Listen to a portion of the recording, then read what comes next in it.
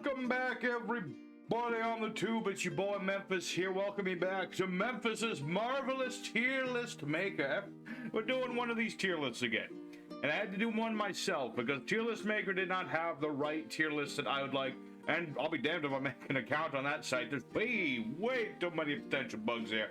But yeah, we're taking a look at another tier list, and we're taking a look at all the main cast ladies from Yu-Gi-Oh history. This is going to be the main lady, the leading lady from each season, not including like side ladies, like characters like Yuzu. Pretty main, but not quite a main lady. So we're going to be taking a look at them ladies, and we're judging them based on my own opinion of them, based on various different reasons. So this is how we're going. Taya Gardner. Taya's alright. She's not my favorite MC by any means. She doesn't do a whole lot in the series as a whole. She does have a few duels, but like one is off screen, one is my giving up to her. The only person she ever really beat was that penguin dude. So not my favorite, but she's at least competent to a degree. She's not that bad to look at, I'll admit that. And, you know, she's a good friend to have behind your back to keep you going. You get her loyalty, and Taya's she's good all around. She's good all around. So, because not too much that she did all around, I'm going to have to put her in the C tier category, but it's a high C. Possibly a low B. But for now, a high C is where we're at. My Valentine. Alrighty, where are we gonna put our femme fatale? That is a good question. Mai really didn't win a lot in Yu-Gi-Oh! But she lost to Joey in season 1. She lost to Merrick. She lost to Joey again later. She only really beat like 2 people I can think of. I mean, she kind of beat Rex, but oh, where do I go with it? She's hot, okay? She's hot, so I can't put her in D tier. She's definitely better than Taya to a degree. She just didn't have as much potential shown as possible. You know, she brought us Harpy Lady. She showed off a lot of her Harpy skills in season 4, but that was when she was under mind control and like evil and junk, so she was held back a lot. I feel that Mai had a lot of potential untapped, so as much as I don't want to put her that low, I'm gonna have to say B tier. Like somewhere like in the middle of the B tier. A lot of potential wasted with Mai. Definitely could have shown us a lot more. And yeah, sadly, that's all the DM girls. It's not like there's any other DM girls I might have been forgetting or anything. But yes, Alexis Rhodes of GX. Alexis is pretty good. I mean, she did duel quite a few times. She beat a few opponents quite handily. Definitely very skilled player. She brought a Cyber Angel. It's one of the few characters that I can think of that really specialized in ritual summoning, because most players didn't. And especially in GX, where everyone's using fusions, the only fusion that I remember Alexis using was Cyber Blader, I think it was its name, something along those lines. But, you know, she took something her own. She took the rituals, made it her own thing. And she kicked butt for the most part. She kicked a lot of butt. She did get treated as a princess in distress on more than one occasion. Takes it down a little bit, but I'd have to put her in the A, probably a low A, but an A nonetheless. Alexis was pretty damn good. Akiza Izinski, or possibly Dual Logs. I don't remember what this image is. Yeah, definitely that's a top tier. That is the top tier. There's not really that much of a debate. You have the hottest character from Yu-Gi-Oh! 5Ds. She made plants look good. Before Akiza, plants were nothing. Nobody cared about plant monsters.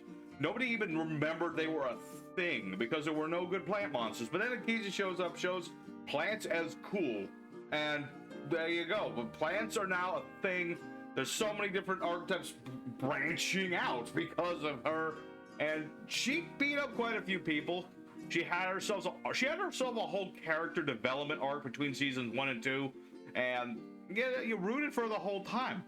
The only thing that really brings her down was that she was literally referred to as the bench warmer in the final season. Definitely some wasted potential here and there, but I couldn't put her any less than S. Maybe not top of the top S tier, but definitely in the S tier. And it's not just because she's hot or that she looks real good in a tracksuit. It's for all the good dueling and the good character, okay? The character, okay? All right, we're already into Zexel. There were really not a lot of main leading ladies in the first few seasons. I guess I could have put Luna, but she's a no. But yes, we got Kathy from Zexel, yeah. Well, let's see. What do we say about Kathy? Cat lady. She's got the cat thing going. She's a cat. She's a goth Lolita cat woman. I think she beat up a dog once. I mean, she's not terrible. She knows how to play with the cat deck.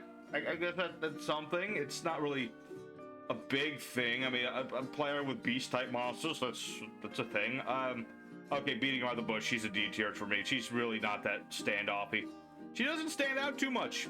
If there was like, oh wait, there's Mannequin Cat. I was about to say there's no real numbers that were cat themed, but there you go, Mannequin Cat's a thing. But I don't think she ever used Mannequin Cat. So, wasted potential there. There you go. But yeah, Kathy's just kind of like whatever to me. Really doesn't stand out too much. Nice design all around, but you know, doesn't do much. Anna freaking Kaboom. Definitely S tier. S tier. Best girl of Zexel. So much to touch. She's got the attitude. She's got the dueling skills. She tried to kill the main character the first time she saw the guy. She's riding around on her magical flying laser gun, shooting shots at the MC, trying to straight up kill the man. Never got into trouble for it. Broke into his school once, didn't get in trouble. She can evade the law by the sheer power of her will alone. Well, that's something. Also, she brought us trains. Let's not forget trains. One of the finest archetypes ever conceived of by mortal man. Anna pilots that. The only downside, she never got to play with Dora, because that was made after Zexel was like over. So, so much wasted potential with some of these characters. But yeah, still, Anna, I would definitely say, is the top of tier amongst these ladies, because she kicked butt, and she was unapologetic when she kicked her butt, and she played with trains, okay? She brought us Gustav, okay? Gustav, better Gaga Cowboy, Gustav player.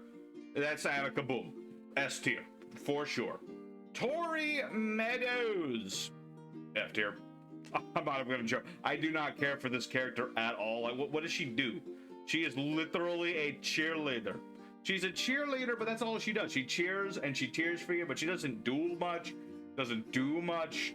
Her ace monster is literally Fairy Cheer Girl. What kind of ace monster is that? Is that Gustav Max? No, it is not Gustav Max. It is Fairy Cheer Girl. Like, I don't care for Tory that much. She's like whatever to me. I don't care. I really don't. She's not really an MC, but I'm gonna throw in Rio just as a side character for Zexel. There's a lot of girls in Zexel now I think about it. Rio she's okay. I mean, she knows what she's doing to a degree. She's really just discount Shark. I guess she's like a low C to me. Definitely better than these two, but not by a lot. Not by a lot. She's like lowest of the C tier grades. She's all right, but she's got a brother complex. It's like, whatever. What am I supposed to do with that? Next up, we have Yuzu, Little Miss. What do you call that archetype again? Melodious Diva Lady. All right. She definitely has the attitude. I like the straight man act with the MC. Yuya. Yeah, that was his name. Yuya, that was the main character. And Yuzu was the straight man, always bashing him over the head when need be. And her deck really didn't go very far because Melody Stevens had those weaknesses they did. But she wasn't bad, I would say. She has some nice character moments. She does get treated as a... She as well gets treated as the damsel in distress on more than one occasion. I'll put her in the B tier category. She's not bad by any means. Doesn't really stand out too much, but she has some moments. She has some moments, so I'll put her as a decent character. Pretty decent character. Serena, who is the Lunalight lady. Oh boy, that's a hard one. She's got the attitude, she's got the spunk, she's got the Lunalights. Busted cards that those are. She can duel. I don't remember as many of her duels as I do with Yuzu. She's probably about the same, if not like a little higher on the list. I would say that she's at least a B, possibly a low A. Actually, Lunar Lights are good enough. I'll put her as like a low A, like a low A. I think that works. Serena, at least a little bit better than Yuzu, yes. Next we have Rin, who I barely remember from the good old Arc 5, but there you go. There's Rin. She's the Wind Witch lady. Wind Witches are alright. I mean, they've always been just Crystal Wing Turbo. And she's another spunky one. She's alright. Got the look. She's the straight man act. She didn't need the main character in the face one time. Or was it his gut? It was one of the two. Maybe it was both. I don't remember. Doesn't really stick out as much to me. Although Wind Witches aren't bad. So I'm going to put this one in a low B. Next we have Yuri, or Ruri, or whatever her name was. Yeah, the Raid Raptor guy's sister. I don't remember his name off the top of my head. But this is his sister. She's got that... Oh, I think this was his older sister. She definitely radiates that One-chan vibe. Definitely shows off that mature young lady look, I would say. And she does... What, she played Lyrilusks? Lyrilusks are a brutal bunch. I would have to say that Lyrilusks are a brutal bunch. Don't remember her dueling that much. I think she was out of mind to control like the 1 or 2 times that she dueled. I don't remember exactly everything from Arc 5. There was a lot to take in Arc 5. But because of various factors, I'm going to put her in the A tier because not bad at all. Not bad at all. Next up, we have Emma Basho from Vrains. And this is going to be a tough one. This is a very tough one. On the one hand, she's very nice. She's a lively lady. And she does know how to kick butt. She is a competent player of the duel. She's got that Phantom Thief thing going, kind of like Catwoman, but with card games. Card games on a Catwoman. Oh, but she plays Altergeist. And I don't like Altergeist that much. But she, you know, the Altergeists have the new support that makes it more tolerable. But she doesn't have those cards in her deck. But that's not her own fault. Who am I kidding? She's an S tier, you know, she'll fuck me over with the Altergeist, but it's consensual this time. Alright, so now we have Aoi, or Blue Lady. Aoi is a nice character for a lot of reasons. I don't remember her character that much outside of being the Blue Lady, I'll be honest with you. But she does learn from her mistakes in her past interact. You know, she started off with the tricksters, but eventually she moves away from that. She's one of those few players, like even like on this list or in the game in general, who will change the deck that they play considerably. Most players in Yu-Gi-Oh, most of the duelists, they pick a deck and they go with it like the whole season. You know, like for example, Jaden is always the hero guy. He does play the Neospatians as well, but that's a small change. You got like Yusei. He's got Stardust Dragon. What does he end with? Stardust Dragon. You got Yuma, who's got the Utopia Zexals, and you gotta change the X deck a little bit, but mostly it's the Utopia Zexals, etc., etc., etc. But Blue Girl goes from Trickstars, and then she goes into the Marincess. I think it was something in between those two, but I can't remember what it was. So she changed her deck at least once, maybe twice, changed herself up, became a more competent character. I'm gonna put her in A just for decent character development. I will do that. And last but certainly not least, we have Cassidy from Yu-Gi-Oh! 7s. I'm not gonna lie, folks, I never actually watched Yu-Gi-Oh! 7s. I never really was interested in Rush Duels as much. I like to play them every once in a while, but I don't like to watch it played, because the show makes it look like Rush Duels are so much more interesting than they are. But, you know, Cassidy, let's just go by visuals, because I don't know her bloody character that well. She gives off that country girl ran away from home to be a rock star look. She definitely pulls off that look.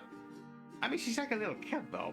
But, you know, give her a few years, and she might develop into... I don't know where I'm going with this show. But the point is, character design-wise, doesn't look that bad. And for all I know, she's never lost a duel, and I'm sure she has, but maybe she has. Maybe she's the undefeated master of Yu-Gi-Oh! 7s. For that reason alone, I'm gonna put her in... Well, I'm gonna have to put her in C just because I don't know any of her accomplishments. But it's not the lowest of C's, for certain. All right, well, that's my tier list for the MC ladies of Yu-Gi-Oh's past. I'm sure I missed somebody, some minor character somewhere, but probably not. This is all the main character ladies of the various seasons until we get to season 8, if and when that ever happens. So, hope you all enjoyed the list. Let me know what you think of my choices. Did I screw up any of these? I don't think I did. I'm pretty sure these are like pretty accurate all around. And so, yeah, hope you enjoyed it. Next time, I'll try to be getting some other people to be on the list as well, because I always like to have that bouncing back and forth with other people and doing these things. So, thanks for watching. Mumful signing out. Don't forget to hit the like button if you enjoyed this tier list, and consider the subscribing if you happen to be feeling generous and all that good stuff, because we're trying to hit 700, and that'd be pretty neat. So, until next time, y'all stay sweet and stay cool. You have a good one.